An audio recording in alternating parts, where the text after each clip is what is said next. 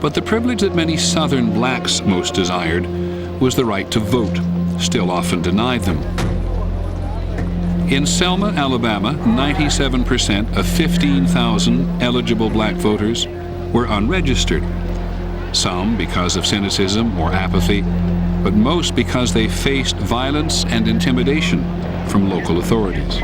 People could only attempt to register on the first and third Mondays of each month.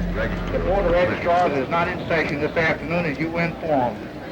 You came down to make a mockery out of his courthouse. And you had to get some white person to vouch that you were a good character. No white person in his right mind in the state of Alabama was going to vouch that a black person was a good character. If we're wrong, why don't you arrest us? We've come to register. Selma rapidly became the new flashpoint of the civil rights movement. On March the 7th, 1965, 600 civil rights activists planned a march that was to take them from Selma to the state capitol in Montgomery, some 54 miles away. Their route would take the non-violent demonstrators through what amounted to enemy territory, roads and highways controlled by the Alabama State Police.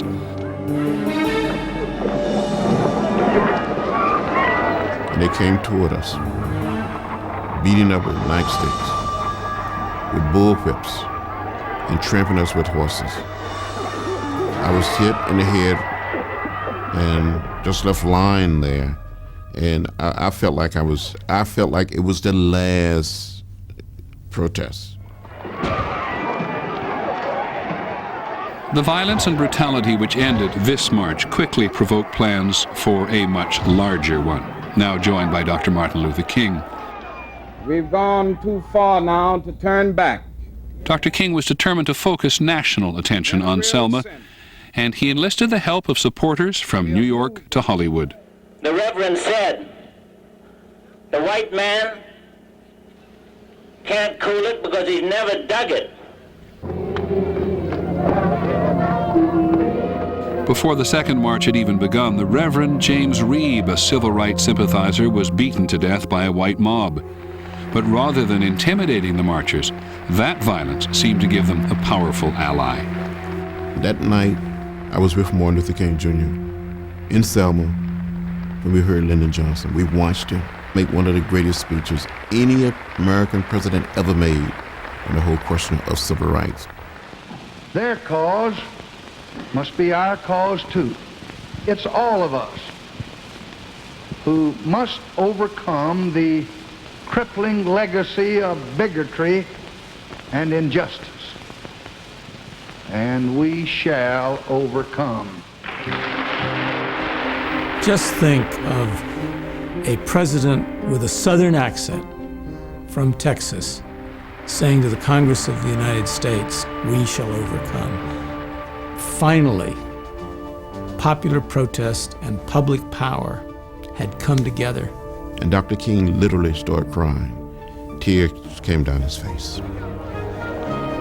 I knew then that we would make it from Selma to Montgomery.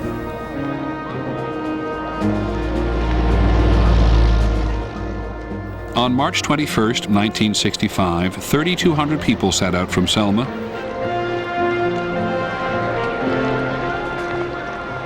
Four days later, as the march approached Montgomery, there were 25,000 people marching.